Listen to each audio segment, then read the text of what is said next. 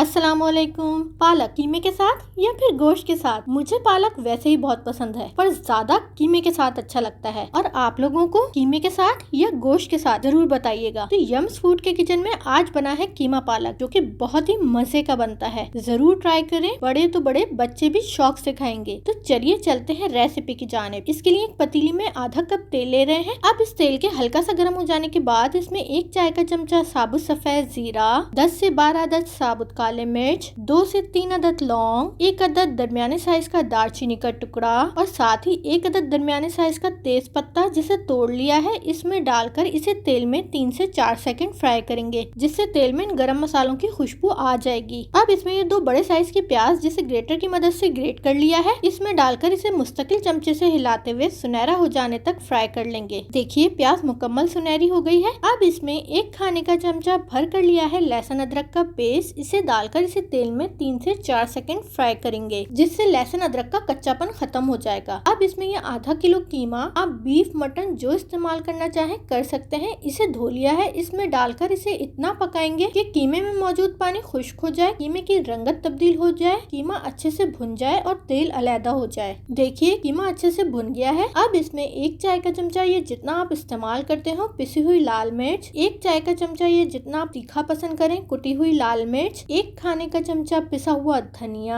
आधा चाय का चमचा हल्दी पाउडर, 1.5 चाय का चमचा, या जितना आप इस्तेमाल करते हो, नमक, 1 खाने का चमचा कुटा हुआ धनिया। इससे कीमा पालक में बहुत अच्छी खुशबू और टेस्ट आ जाता है। और साथ ही 1/4 कप पानी, ताकि मसाले जले नहीं। इसमें डालकर इन तमाम मसालों को कीमे के साथ मिक्स करते हुए इतना भून लेंगे कि मसालों का कच्चापन खत्म हो जाए, डाला गया पानी खुश्क हो जाए और तेल अलहदा हो जाए। देखिए तेल अलहदा हो गया है। अब इसमें ये 2 अदद बड़े साइज के टमाटर जिसका पेस्ट बना लिया है, इसमें डालकर इसे भी भूनेंगे, जिससे टमाटर में मौजूद पानी खुश्क होगा और तेल ऊपर आ जाएगा। अब इसमें ये 1.5 पाव पालक जिसके पत्ते तोड़कर इसे धोकर बिल्कुल बारीक काट लिया है, इसमें डालकर फैला लेंगे। अभी इस पालक को कीमे के साथ मिक्स नहीं करेंगे। अब इसे ढककर बिल्कुल हल्की आंच पर 10 मिनट के लिए दम पर पकाएंगे, जिससे पालक से पानी निकल आएगा और पालक बुझ जाएगी। अब 10 मिनट बाद देखिए पालक से पानी निकल आया है, पालक बुझ गई है। अब इस टाइम इस पालक को कीमे के साथ मिक्स करेंगे और अब इसे दोबारा ढककर मजीद 10 मिनट के लिए हल्की आंच पे ही पकाएंगे,